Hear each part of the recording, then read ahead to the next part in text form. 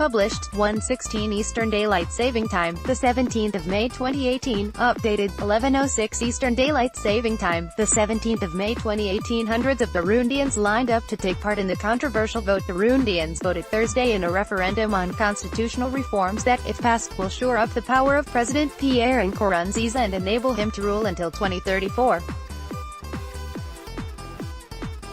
Police, soldiers and armored vehicles were out in force for the referendum, which comes 3 years after Nkurunziza sought a controversial third term, triggering a political crisis that has killed 1,200 and forced 400,000 from their homes. Long lines were seen at polling stations around the country. However, opposition parties and witnesses reported that polling officials and a feared youth militia, the Imbonerakure, had been intimidating voters or going door to door to demand people turn out to cast their ballot. There were intimidations of every kind and even people going to polling stations, forcing people to vote against their will, said main opposition leader and former rebel Agathon Rwasa. In contrast, presidential spokesman Willie Nyamitwe on Twitter praised the peaceful climate in which many turned out to vote. "I came at dawn because I was impatient to vote, yes, to consolidate the independence and sovereignty of our country," said a farmer, who gave his name only as Mibaro, in the town of Ngozi. Polling stations began closing at 1400 GMT and counting got underway immediately. It was unclear when results would be announced. Some 4.8 million people, or a little under half the population, had signed up to vote, according to the Independent National Electoral Commission, (CENI).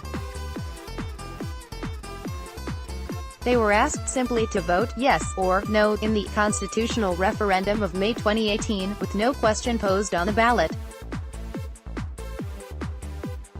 The current constitution allows the president to serve 2 5-year terms. In 2015, Nkurunziza claimed that because he had been elected by parliament in 2005, he was entitled to a third term, a move that unleashed a spiral of deadly violence. Sweeping reforms, which include increasing terms to 7 years, would allow him to stand again in 2020. The changes will be adopted if more than 50% of cast ballots are in favor. Campaign of Terror. The International Federation for Human Rights, FIDH, said there had been a campaign of terror to force Burundians to vote yes with opponents cowed and exiled. There seems little doubt the amendments will pass, enabling the 54-year-old Nkurunziza, in power since 2005, to remain in charge for another 16 years.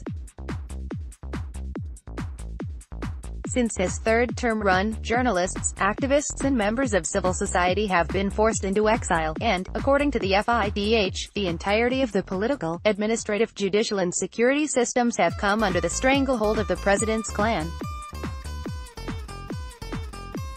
Nkurunziza is an evangelical who believes he was chosen by God to rule the small, poor East African nation, and spends much time engaged in religious activities or playing football. The International Federation for Human Rights, FIDH, said there had been a campaign of terror to force Burundians to vote yes. However, not all did so.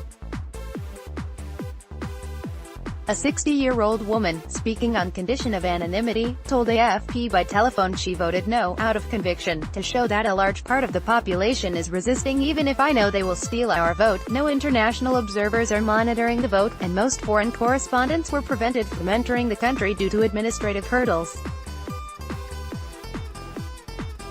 Burundi's press regulator has suspended local broadcasts by the BBC and Voice of America, VOA.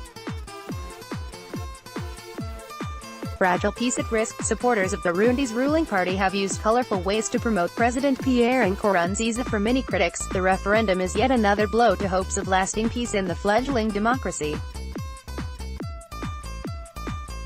Burundi's history has been marked by violence between majority Hutu and the minority Tutsi who had long held power. Decades of sporadic violence exploded in 1993 after the assassination of the country's first Hutu president, Melchior Ndadaye, unleashing a civil war that would last until 2006 and leave more than 300,000 dead. A peace deal, signed in the Tanzanian city of Arusha in 2000, paved the way to ending the fighting.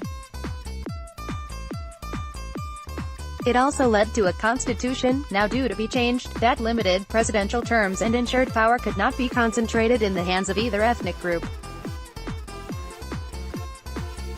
Sorry, we are not currently accepting comments on this article.